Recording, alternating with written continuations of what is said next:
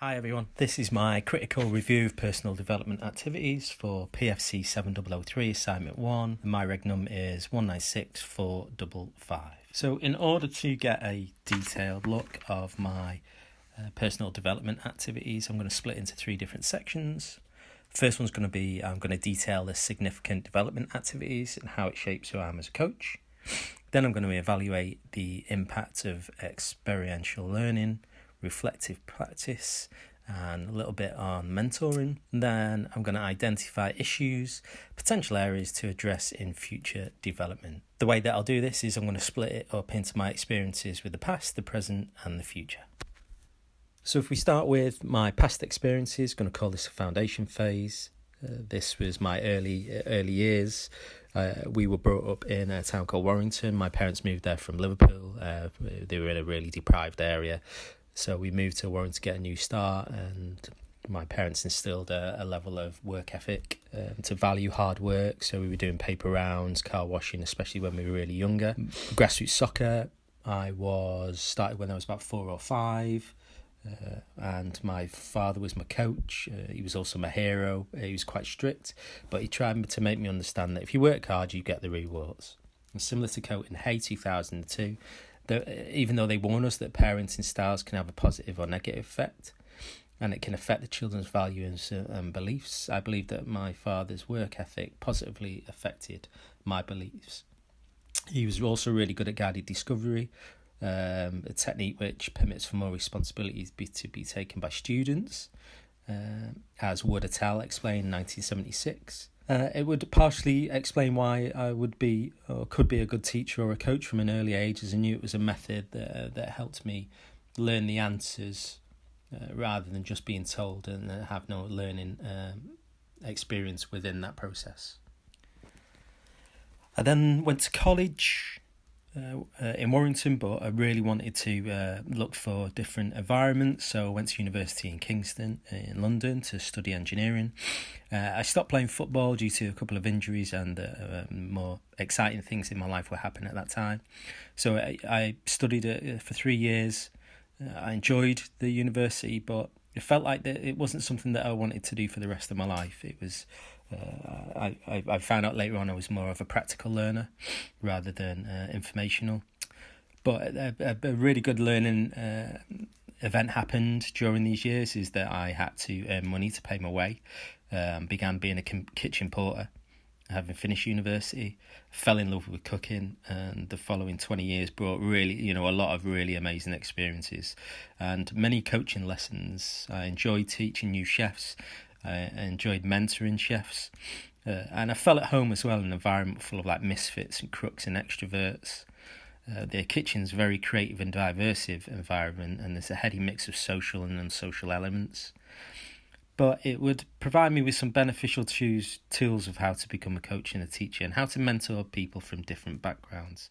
So if we use Nelson et al.'s work, 2006 more recently, if we take a look at the types of learning and past experiences through growing up, we can have a look at his work on formal and informal learning to detail the significant events that have helped inform my coaching techniques. Formal learning generally occurs in an educational environment, training environment.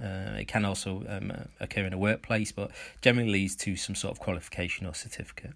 Informal learning, on the other hand, occurs outside of this traditional environment, and it can be described as more daily experiences. I've highlighted the ones that I've believed that were more beneficial, and I learnt more from these experiences. My school days were quite difficult. With stuff that was going on at school, so I learned how to be able to be flexible in different environments. We'd call it rock and roll these days, I suppose. And my informal learning of being a coach that's happened when I was younger through grassroots football, playing for different teams. We moved about quite a lot, so I'd have to get into new different environments. Also some experiences with Northwest Trials, but generally as a grassroots player, it was more that I was moving to different teams and having to create new relationships. So if we bring us up to the present, so the past couple of years, I'm going to call this participation section of the presentation. So I decided to finish being a chef. The 80-hour weeks weren't given. I wasn't enjoying it anymore. So I decided to try and do something that I would enjoy, which was football. Signed up for the level 1 course, but before it, I'd gone through this stage of having a low opinion of my abilities and low self-efficacy, as Morris 1995 suggests. And also, as Hodgson and Sharp 2000 suggest, that is a problem with students taking courses is a lack of understanding what the course entails in a technical aspect. So this is what I went through before I was learning such a drastic change in careers. So there was a bit of fear and anxiety, as Wang et al. 2012 suggests. It's called a trapeze moment. That when there's a radical change in something in your environment, in your career, then there is they experience uncertainty and a level of chaos that could possibly come as a result of these changes. But I built up the confidence to get on the course, finish the course. They set up these courses really well now, so especially for level 1 coaches, that it's very much group learning. And I was able to finish, and after that I went on to go and do some travelling again, and ended up travelling and coaching in Vietnam. So I coached in Vietnam for 3 months initially as a volunteered at a local children's charity to build up my confidence with low-level engagement. Actually, they weren't looking for any technical prowess in coaching, just putting on fun sessions, which, where my personality of not taking life too seriously and being empathetic as a listener helped me connect with the younger age groups. So it was a bit of a trade-off there, that actually it was low skill level required, but actually I got a lot back, which was great. So I came back from Vietnam.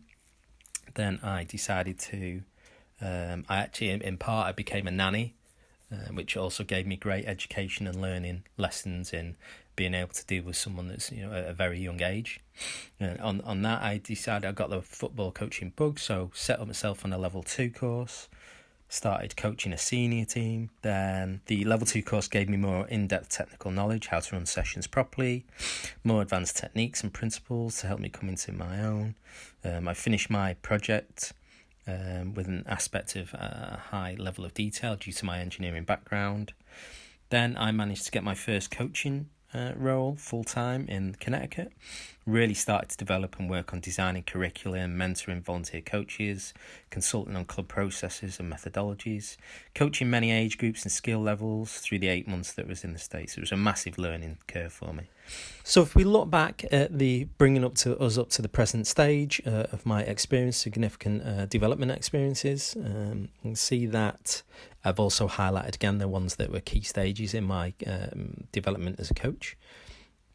The formal sort of mediated learning areas were the level 1, level 2 coaching, which gave me transference of my skills being as a chef and a mentor and a sort of a teacher of food for a long time.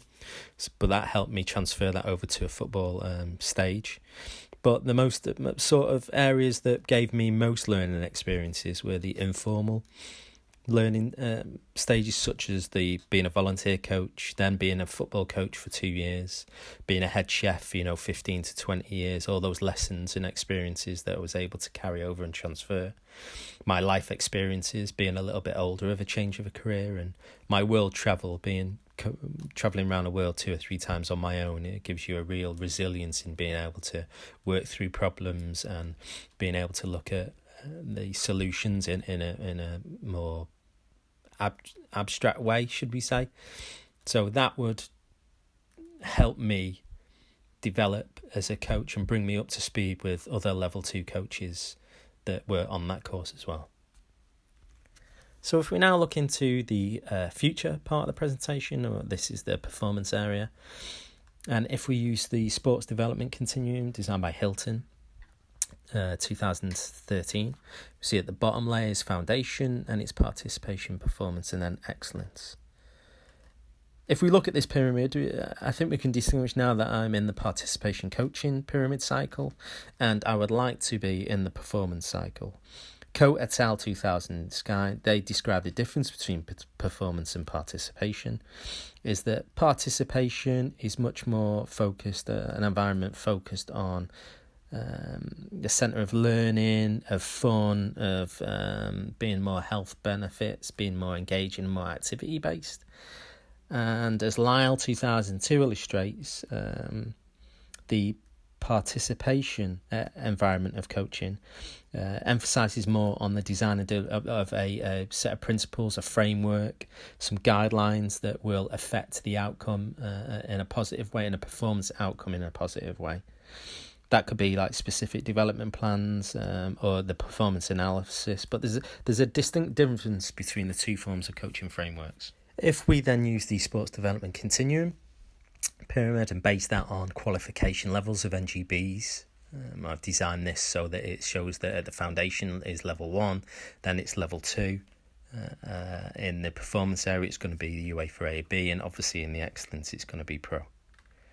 So we can deduce that for me to get into a performance coaching environment, and we need to, in this aspect of future, is do complete the UEFA B. And this will help in putting my coaching experience and learning into a more professional environment, rather than just a participation of fun and engaging environment. So also, in order to help this process, it's beneficial for me to look and do a SWOT analysis so that I can see my strengths, weaknesses, opportunity and threats. We look at the next diagram, which is a SWOT analysis of my strengths, weaknesses, opportunities and threats. This is from work done by Humphreys in the 60s. He created SWOT analysis. It's a really good tool to be able to use where there's positive, negative areas for me to work on and develop for the future. Stage is what's called a personal development plan, which I put together to help me just work on short-term and long-term targets over the next couple of years. Final two sections of the presentation. First one looks to evaluate my experiences and look at the impact of, first of all, experiential learning and then reflective practice in my coaching development. But if we look at experiential learning, first of all, and what it is, it can be described as a point between experience and reflection where learning occurs. And it was Simpson, 2005, probably one of the most significant and influential educators of his time, found at least part the concept of experience plus reflection equals learning. It challenged the traditional teacher-centered system of the time. Although mixed reception, it was recognition of the importance of experience and reflection in education. The second part is looking at what reflective practice is, and I've created this new pyramid based on the sports development continuum of Hilton. The 5 areas of Moon's 1999 work of reflective practice and how it can be used to enhance learning. Moon's work was a map of learning, and it helped students' representation of their learning on 5 levels. Effective coaching over an extended period of time, as discussed in previous work with becoming an expert coach. This is the ability to refer past experiences and interpret those experiences. So the final section is called Identify, and we're going to try and identify issues and potential areas to address in future development. But before we go through this, I think it would be very interesting to take all the research that we've done about my past experiences and look who I am as a coach. So if we look at this first development wheel that I've designed, and we look at the evaluation parts of the research, I believe that in the context of this current football environment, I am a novice coach. And we can see that this novice coach is made up of being in the participation stage, being in the making meaning learning environment, having my level 2, having low football experience with low reflection at this point in time, which equates to low learning. Because I've only been coaching football for a couple of years, this is expected, I think, at this point in my development. But to get into the experienced performance coach area and environment, I need to change some of these development areas from the lower lying levels of green and blue into more blue and red. So that equates to me having a more higher football experience and doing more reflection about my coaching environments and the way that I coach, which would help a deeper level of learning. If I'm in that performance environment, as discussed before, with doing the NGB of the UA for B, then I believe that I'll be working with meaning, which will take me up the period in my development. But looking at coaching context for all this to if you look at Lyle's 2002 research, if we talk about the distinction regarding expert coaching, it lies in the athletes that you're coaching, predominantly the competitive level. So I need to be out of participation into performance coaching with higher competing athletes. This is going to change my focus from being a more fun and engaging environment into a high technical nature with an in-depth prepared plan for competition to be able to try and attempt to affect performance. And if you look at Bose et al.'s work in 2006, this has to be in relation to in effective coaching over an extended period of time, as discussed in previous work with becoming an expert coach. This is the ability to refer past experiences and interpret those experiences. This also supports research that has revealed that expert coaches continue to strive to pursue excellence in their learning and teaching by Bloom and Salmela in 2000. So finally, for me to develop into a performance or elite coach, I have to increase my technical knowledge, my NGB qualifications to a certain point, improve my coaching football experience, focus on being able to become a coach with a competitive edge, and put myself first. In order for me to achieve these targets, I believe I should try and complete the UEFA or even the AFCB licence, become used to being in more competitive environment, and using a more direct and professional way of coaching in my toolbox.